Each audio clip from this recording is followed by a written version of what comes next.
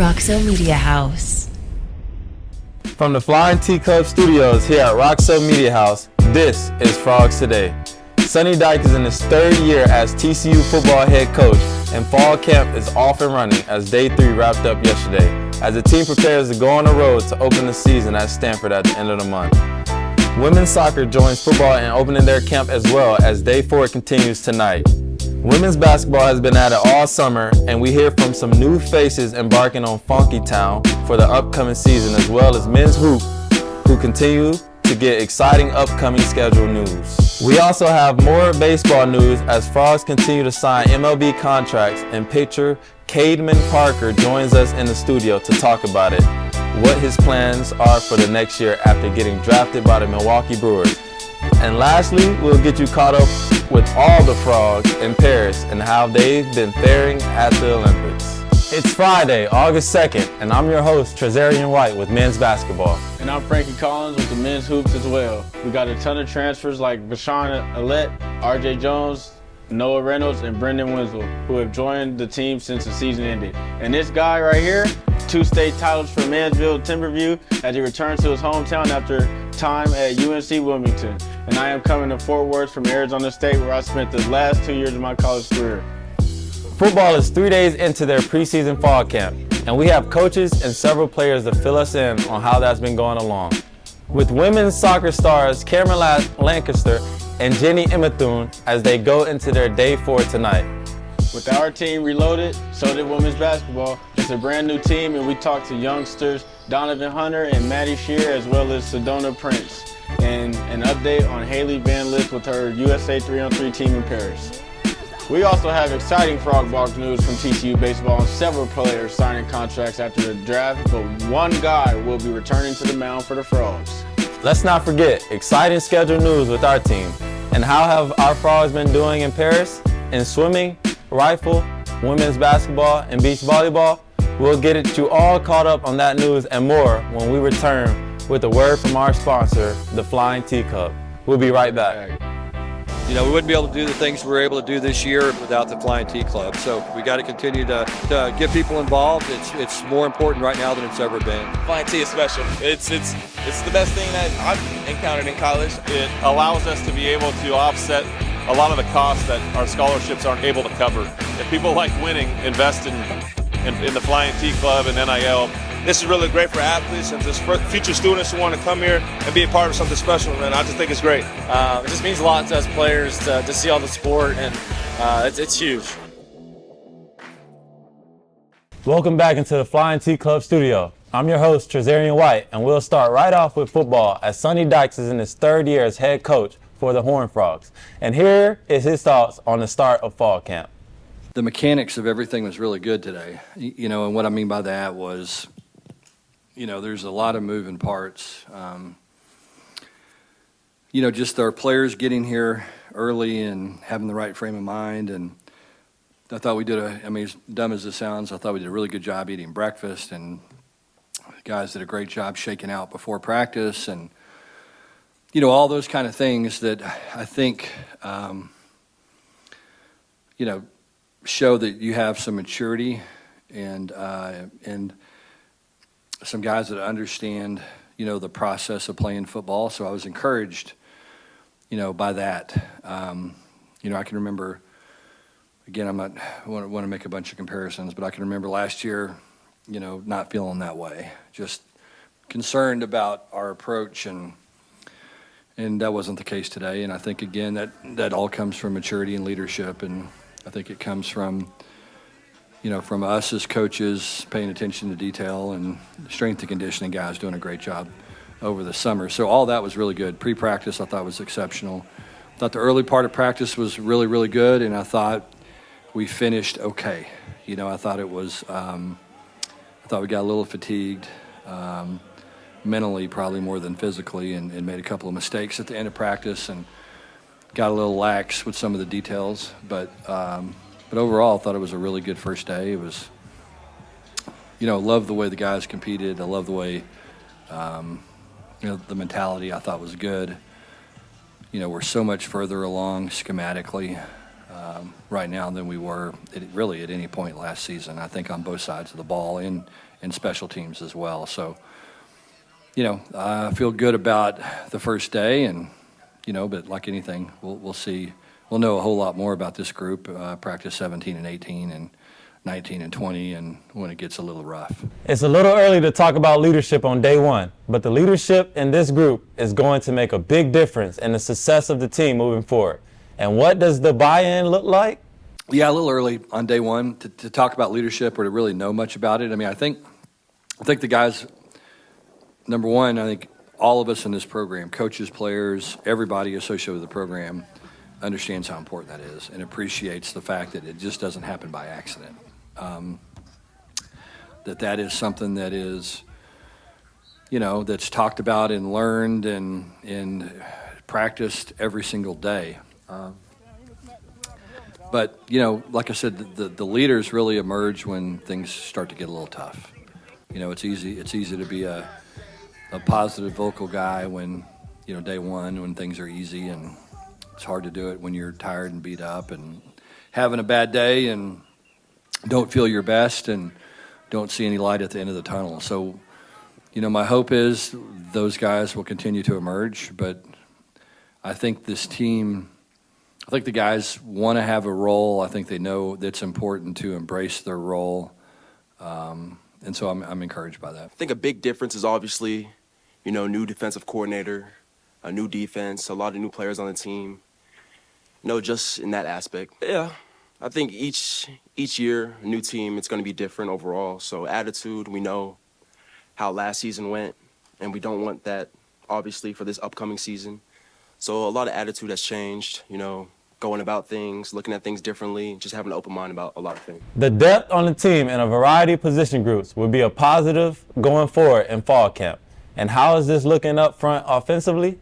College football is just, you're gonna have injuries, unfortunately. I mean, it's just part of the nature of the game, and guys are gonna get banged up. And what depth does is create competition. Competition brings out the best in everybody. It doesn't matter if you're playing football or selling cars or whatever it is. If there's competition, then it's going to raise the temperature in the room, and everybody's going to perform better. And so that's just the way that it is. And and when you can take somebody out of a game, if you're a defensive lineman, let's say if you're a three technique and you've got to play 60 snaps, 30 of those snaps, you're just going to be hanging on. You know what I mean? And now if you're a three technique and you can play 30 snaps a game, you can play hard for all 30 snaps. I mean, as hard as you can play with your hair on fire.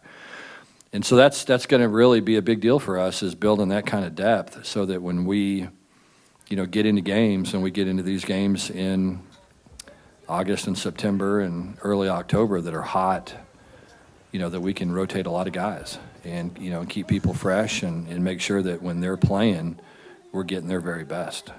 And it's not just trying to hang on and survive and get through a drive. I mean, it's a guy that's out there performing at his optimum level because he's in shape and he's not having to play 80, 90 snaps. Definitely bought in immediately.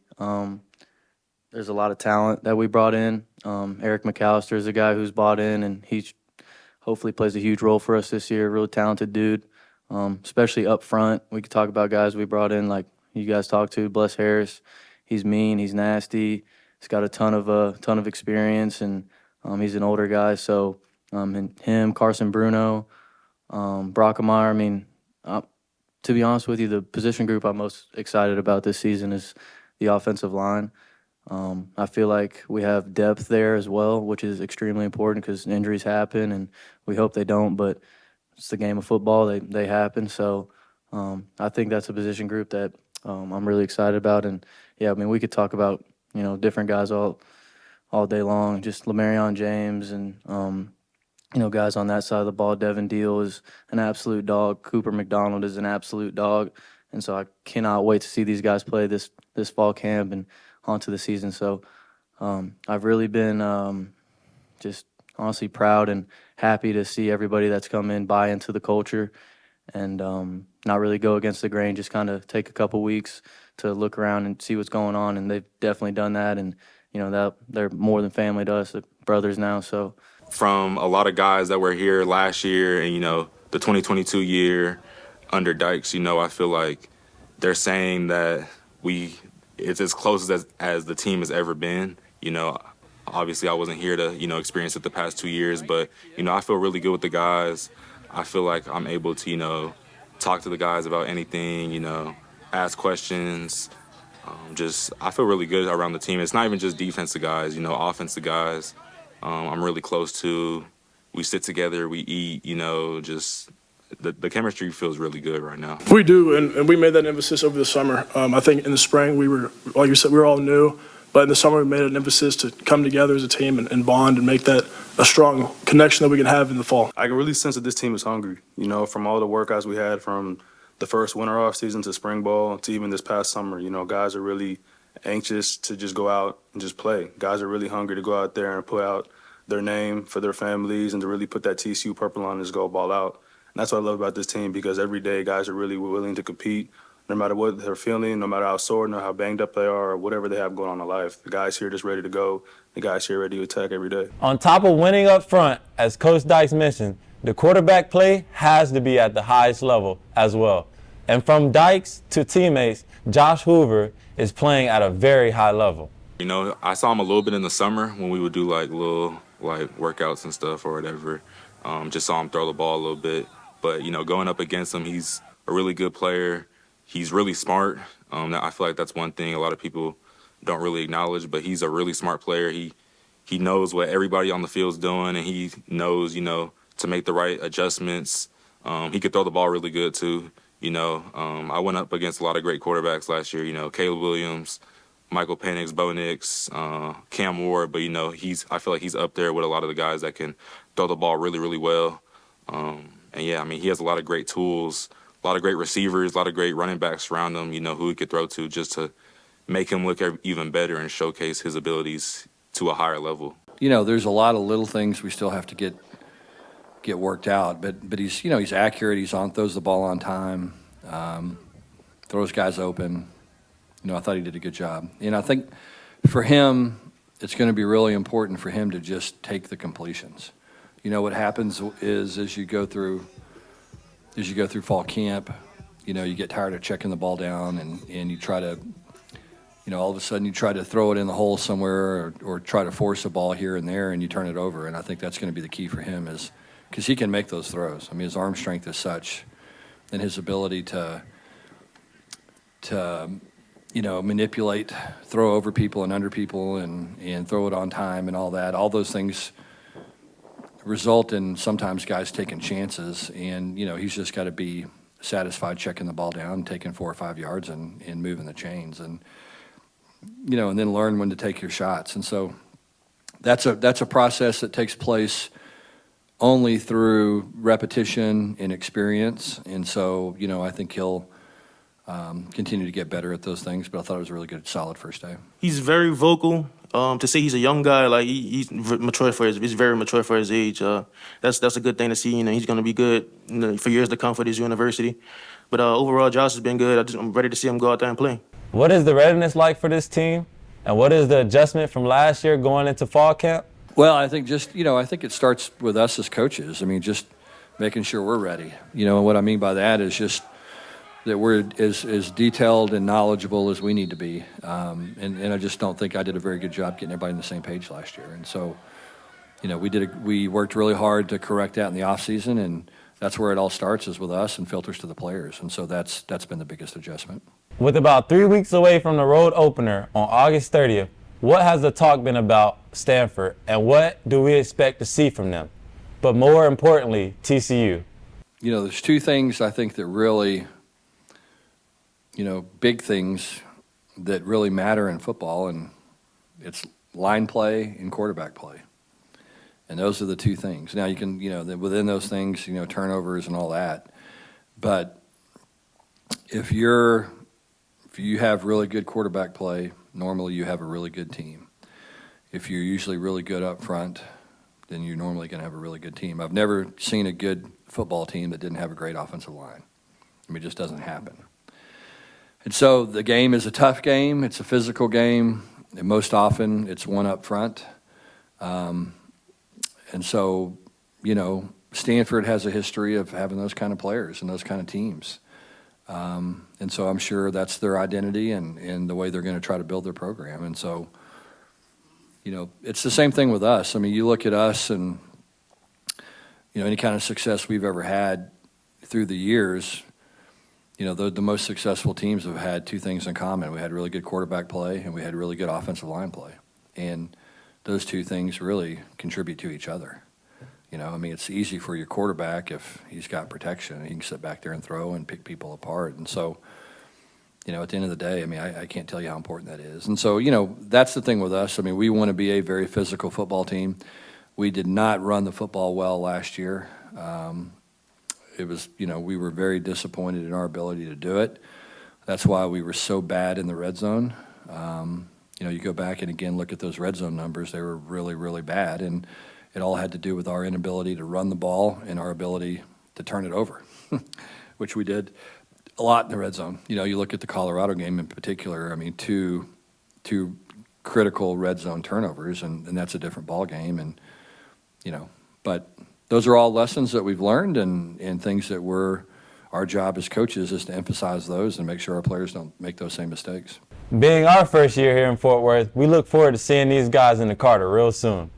Before we get to break, Cameron Lancaster and Jenny Emathune from women's soccer join us today to talk about their busy summers and what they look forward to as preseason started this week. I think the summer has been really fun. I've gotten the chance to play with my summer team in the WPSL playoffs, which was really fun. We ended up winning a national champion, which was super cool and a good experience to be a part of. And then just been practicing with the team and getting with the team and knowing how everyone plays and practicing with them. So I think it's just been good for our culture to get together and practice together before being with the coaches. Yeah, no, I spent my summer in California. I came back to Fort Worth July 8th with the rest of the group of the girls. Unfortunately, this year we didn't go to playoffs, so I've just been waking up 7:30 every day. 6:30 captain's practice. The second week of July for us, we had kids camp from like 9 to 2 for me, and then some people were staying there until 5 p.m. So we had fitness in the morning, kids camp, and then practice at night. So it was like that for 3 days out of the week, and it was a lot, but it was good to get to know all the girls since there's so many new ones and just building like a better team culture for all of us. Lancaster won a WPSL national championship over the summer and was selected as the league's most outstanding player. And how is she going to continue to bring that success back to TCU? To secure more team hardware and get women's soccer back to the Big 12 championship and a deep run into the NCAA tournament. Yeah, it's just been a really good experience. Like I said, like just playing with a bunch of girls who have maybe more experience than I do, being older, or just coming from girls who just are from around the country and just come from different programs and different standards, and just having a lot of fun with it. I think it's just like a breath of fresh air just going into playing summer league. It's just supposed to be fun, and so I just had a lot of fun. I think we've been teaching a lot of the things that we want to go into the season with transition and setting the standard and all that thing. And I think one thing about this group of players is that they want to work hard, and when they want to learn, they want to work hard, they want to transition like we're saying. And so I think it's just been really good. Like when we give out information, they take it and they do it. And so it's been really good in that aspect. Emathune is in her second year at TCU as she transferred last year. And she talked about what her first year at TCU was like. I think going into the transfer portal was like a super stressful thing, and being able to meet a bunch of new teams, different teams, like the people who you meet really stood out to me. And when I first came to TCU, like the biggest thing I met were like the people, and that made my decision probably the easiest out of all the other schools. And once I got here, I was expecting it to be a lot like my last school, kind of just like not as serious, and I wanted to change from that, and I could tell that TCU was going to be different in the way that they see sports. I feel like the school is big on sports and like giving focus to the athletes, and once I got here I realized that that was like a big part of it.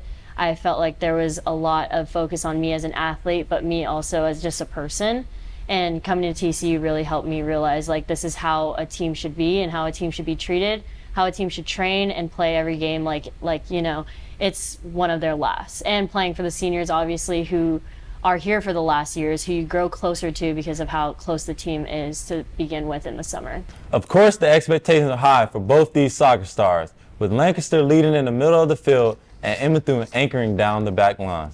I think I just want to be that leader for my teammates. I think I want to set an example for them and know that I have experience from being at TCU for 3 years, going on to my 4th year. I want to be the person that someone can come up to and say, hey, I need help with this, or can you help me with this, just that kind of thing. And I think I also just want to be more present and just kind of take in every moment as it comes and not look to the future too much. So when a first game day comes, I want to be there in that game and not worry about the next game. So I just want to be more present in everything that happens this year. Well, I feel like just everybody cares about each other. So when you're on the field, like, you guys are all playing for each other in a way, and everybody wants the same thing. Everybody wants to be in a NCAA tournament. Everybody wants to be in a Big 12 tournament. Everyone wants to have those experiences so that we can do it and play for the seniors and just be able to make it, because we don't want to feel like how we felt last year.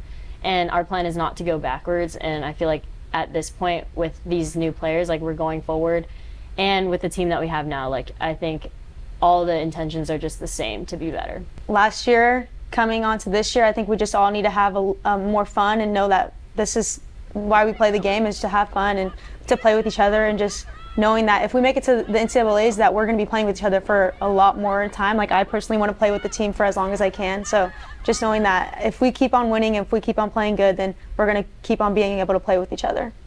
I mean, I love winning. Me and Cam have this joke that since she won the national championship, like, we have to now. So, I mean, I feel like it just makes sense if other people on our team are winning. I mean, it's only fair if we do, right? So I think that's our biggest thing. Like, I need to be able to show people that anytime I step on the field, like, I want to win. And that's, like, the biggest thing that I see in qualities and players that are around me. And the people who see the field are the people who want to win and who will win, and no matter what it takes. Just going on the field and knowing that no one's going to be selfish taking the ball in. Like, we all want to score, and if someone's in there for the tap in, like, it's going to happen. So it's just easy to be a playmaker when everyone around you is just as good as being a playmaker. I feel like you should expect to see a team that is willing to do whatever it takes to win a game, or even fight for the first tackle, fight for the first ball. From the very moment we start the kickoff to the end whistle, I feel like our team would be the one to fight to the very end and make sure that we put everything out there on the field and make sure that comes out in a result. I think it's so awesome. I think seeing tennis, rifle, beach volleyball, equestrian, winning national championships, it makes me want to go out on the field and win a national championship. So it just kind of sets the standard for TCU sports, and soccer wants to join them as well.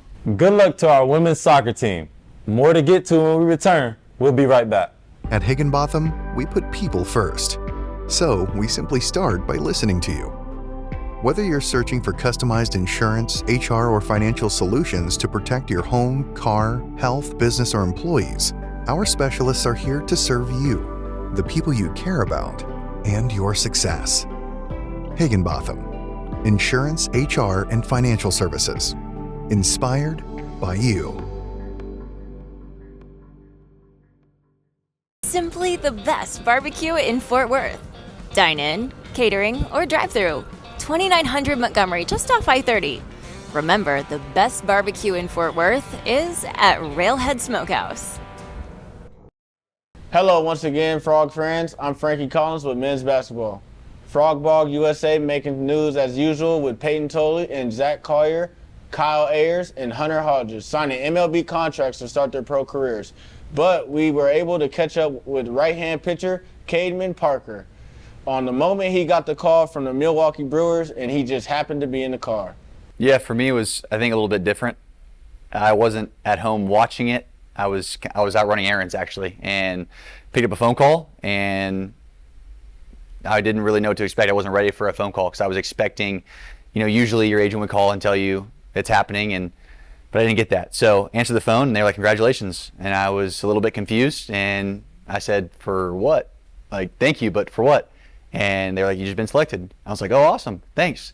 It was a super surreal moment. It really was. And I do wish that I could have been with my parents and my family and kind of embraced the moment with them all together, because without them, I'm not getting selected in an MLB draft. So I do wish I would have been with them, but regardless, it was an unbelievable moment. What was the process like after he got the call to now? What decisions did he have to weigh? to make a decision on what was next? And also, what has TCU done to help get him to this position in his life on and off the mound? Yeah, so baseball it's different because you technically have many times that you can be eligible to get drafted. So you can get drafted in high school, you can get drafted as a sophomore if you're 21 before the draft, or you can get drafted as a junior, and you either have to have 3 years in college or be 21.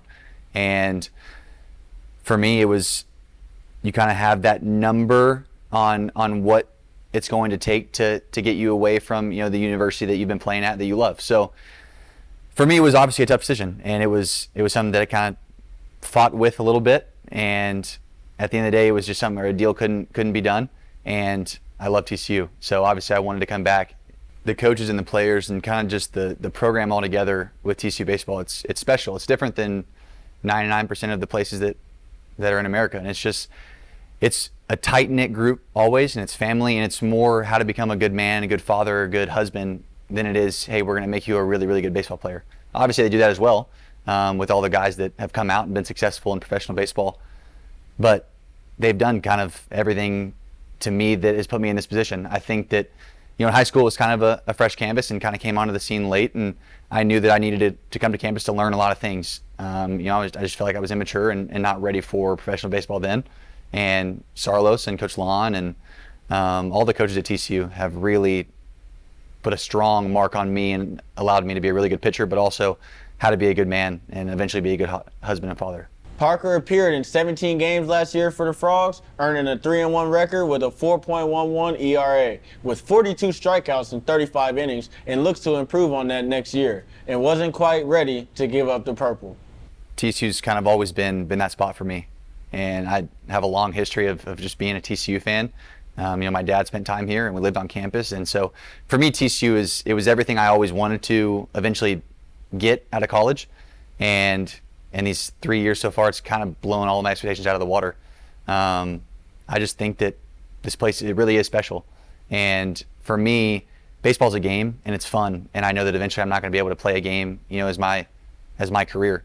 And so I'm really just trying to soak up everything outside of baseball as I can to be prepared when baseball's over and I got to go get a job and enter the workforce and, you know, be a husband, be a father.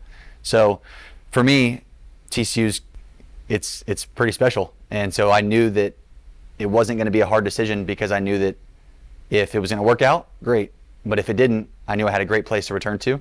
And so obviously looking forward to having another good year. But at the same time, I'm looking just to be a good teammate and try to, you know, be a leader and have some fun and just enjoy it. And just one day at a time, work hard.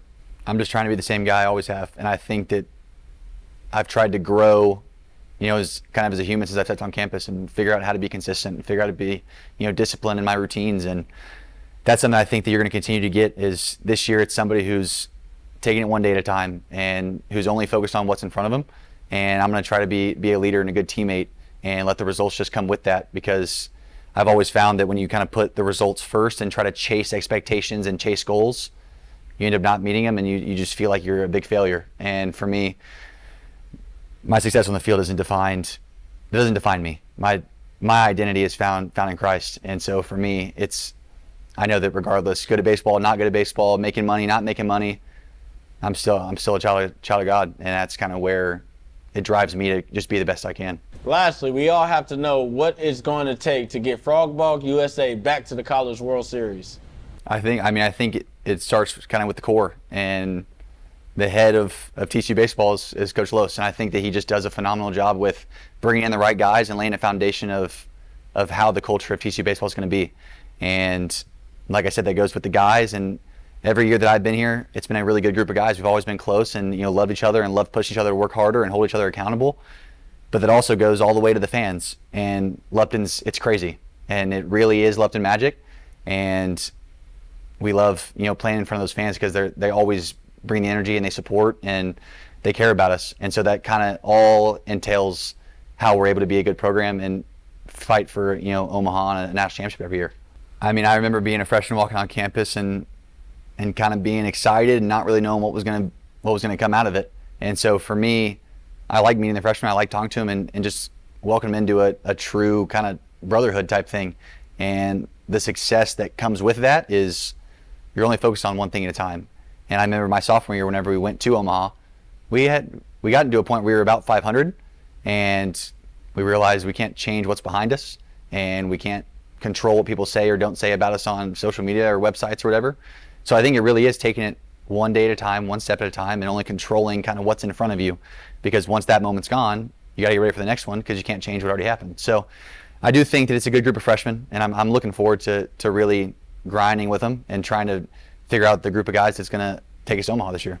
I mean, I think it's pretty similar every year. It's kind of the buy-in, and I think that eventually it's probably going to come down to, guys wanting to really hop on the ship and not care what's kind of in the water around you. And it's, if you're on the boat with us, great, we're all pulling in the right direction, and we can go win some ball games and make a run at this thing.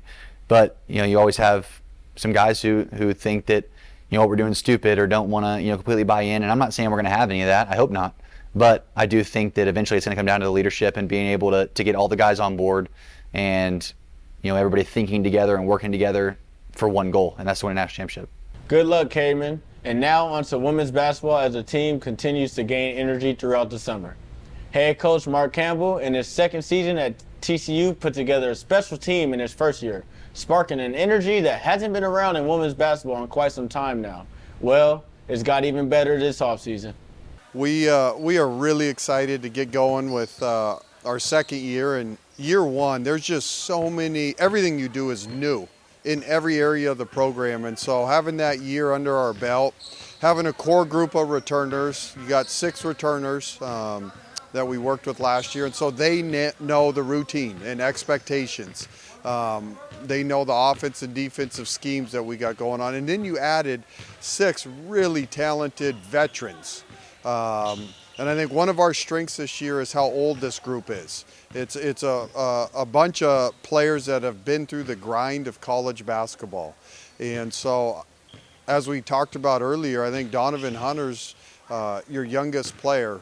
And that's a player that played 30-plus minutes a game on an Elite 8 team. And that's your youngest, most youthful player. So this group is old. They're a veteran group. There's a unique maturity to this group.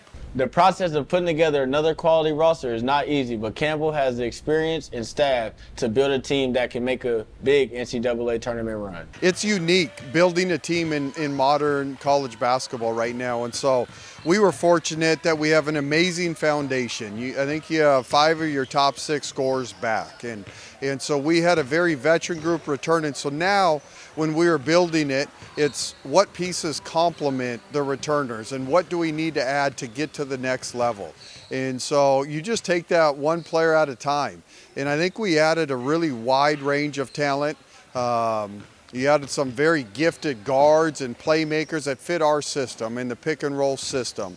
And then you added some depth in the post and some big, strong bodies to help Sedona down low. And so as we put our puzzle together, we were very calculated with each piece. 2 of his transfers, Donovan Hunter and Maddie Shear, talked about what the process was like in deciding to come to TCU, and what has the experience been like so far in Fort Worth. I mean, obviously it was an amazing season, so a lot of people question, like, why would you leave? I mean, a huge part was the conference change, so that kind of, they're moving to the WCC, I believe, so trying to find the options of the best basketball that I'm able to play, and that just led me to Mark, and going through the recruiting process again. Once I entered the portal, it was kind of just pray and hope that the right person comes and is led to me. And so I had really good conversations with him. So it was kind of a no-brainer on this is where I want to be for the next 3 years, a place that focuses on basketball, but also as me as a human. So this is my 3rd school, which obviously not how you envisioned it at all, for sure. But, I'm super grateful for Mark and this staff. My first school, Mark recruited me to, so that's kind of the connection here. Being comfortable and knowing them, knowing their style of play, and being comfortable knowing that I have a community already. So it's just been really great, and I'm just grateful for the opportunity and that it worked out and that I could be here. So the work ethic of these girls on the team is insane. Like, I've been here for 3 weeks, I think, and it's already rubbing off on me. I think the days that I want to skip a day and not do workouts, I'm like, no, I know like 8 of my other teammates are in here. So just having that, I know that it's kind of like iron sharpening iron here, and it's been amazing for me. We have big expectations, that's for sure. I think we have such a very old team, very experienced, a lot of girls who are hungry to win. So our goal is to make a Final Four, and we know that's not going to be easy. It's going to be tough, but I think we have the talent, the experience, and the mindset, and the group of girls that want to do it. Hunter is the youngest player on the roster as a sophomore coming from Oregon State, where she helped her team to the Elite Eight as a Pac-12 all-freshman and all-defensive team selection. What helped me last year and making it so far, especially at my position at the point guard spot, happened to be poise. So bringing composure, the speed of the game, defense, just the parts that you can't really teach to a person, but really just the controllable parts of basketball. For me coming in here, I always have the mindset of not worrying about the external things. So it's kind of just proving myself right, knowing I'm putting in the work. So just showing up for myself every single day. And I think that alone will help bring TCU to another level and another aspect. I mean, Mark has a really good saying, 1% each day, chip away. If you're doing 1% each day, imagine what 10 months later when the big game happens, what we're going to be doing. So I think really just focusing on that. Shearer brings a great deal of success to TCU as well from Kentucky and the Sweet 16 appearance. What experience and qualities does she want to bring to the Horned Frogs? Experience goes a long way. I think, it's funny, I was even talking with Mark and Chavi about just the jump that they've seen me make from when I was a baby freshman coming into Oregon, and now just, like you said, that experience and, being able to stay patient and poise in certain situations is really key. Also having a leadership style. I feel like one of my gifts is being able to connect with a lot of different girls and lead them. So I think I've grown into that. The older I've gotten, the more teammates I've had. So I'm really excited to even further that more this year. Campbell talks about the energy of the team and if it's a little different from last year. Energy's different. The expectations are still high, but the energy's different. You came in, everybody's brand new. New staff, new players, and so nobody knew how it would all come together, and there was an exciting element to that, right? Now, I think the exciting part is we got a chance to be really, really good at the highest level of college basketball. And so both situations are very exciting, but they're different excitement for different reasons. And so if this group can really come together and this group stays healthy and this group buys in, we got a chance to compete at the highest level. There is no ceiling for this group. Good luck to our women's basketball team. But before we break, we wanted to mention another addition to our schedule, which is an exhibition game against Arkansas at Dickies Arena on November 1st. And then just a day ago, we added Vanderbilt on December 8th at Dickies Arena as well. This is on top of our Big 12 schedule with new teams like Colorado, Arizona State, Arizona, and Utah. And we can't wait to get back into Schollmeyer. Back in 60 seconds. Energy does everything for us. It's all-encompassing. We're all benefiting and affected from it. And it is something that we all need to know about. It is the glue that holds everything together. TCU is powering what matters, our future. We don't just talk about what's needed, we focus on results. The Ralph Lowe Energy Institute is creating a world where energy is affordable, sustainable, and reliable. Welcome to the Squire Shop. We are locally owned and operated since 1994. We specialize in the finest men's clothing that the market has to offer at affordable prices with unbelievable service. We do custom clothing all the way to more casual, Peter Millar, Johnny O, kind of everything. Well, my dad's the owner, so I've been around retail my whole life. Oh, it's great. I mean, it's the best boss I'll ever have. I know that. We love our TCU community. They have been so good to us. Come see us today. Go Frogs! Welcome back into the Flying T Club studio. Before we go, here are a few updates from Paris. TCU 100-meter breaststroke swimmer Jaden Willez competed for Team Antigua, the first male swimmer from TCU to compete in the Olympics since 2016. He finished his heat with a time of 102.70 and currently holds the program record with a time of 51.7. In women's swimming action, Renishkis Gibbs starts her Olympic journey tomorrow for Team Bahamas in the 50-meter freestyle, the first female swimmer from TCU since 2008 to compete in the Olympic Games. Competing for Team Denmark is women's air rifle All-American and national champion Stephanie Grenzo, the second Olympian in the history of the program and her first Paris event, Grunzo finished 27th in the 10-meter air rifle qualification, and just yesterday finished 8th and qualified for the 50-meter air rifle finals, which happened today. Good luck, Stephanie. In beach volleyball, Danny Alvarez and Tanya Moreno from Team Spain got their first Olympic win over Team France on Thursday. And next up for them in pool play is Germany on Saturday. In women's basketball 5-on-5 action, Amy Okonkwo and Tommy Tawu are 1-on-1 going into the third pool play against Canada. They helped Team Nigeria with a 75-62 win over Australia in Game 1, but then dropped Game 2 to host nation France. Haley Van Lith for Team USA 3-on-3 is looking for her second win of the Olympic Games as they defeat Spain yesterday and will take on France and Canada today, and again on Saturday in the final pool play game against China. Good luck to all the Horned Frogs in Paris this summer. I'm Trazarien White, and it's been great hosting Frogs Today this week. Our season will be here before you know it, and we're excited to get going in Schoenmeyer. For everyone behind the scenes here at Roxo Media House and for TCU men's basketball, I am Frankie Collins. Hope you enjoyed the show. This has been Frogs Today for Friday, August 2nd. Thanks for watching. Go Frogs.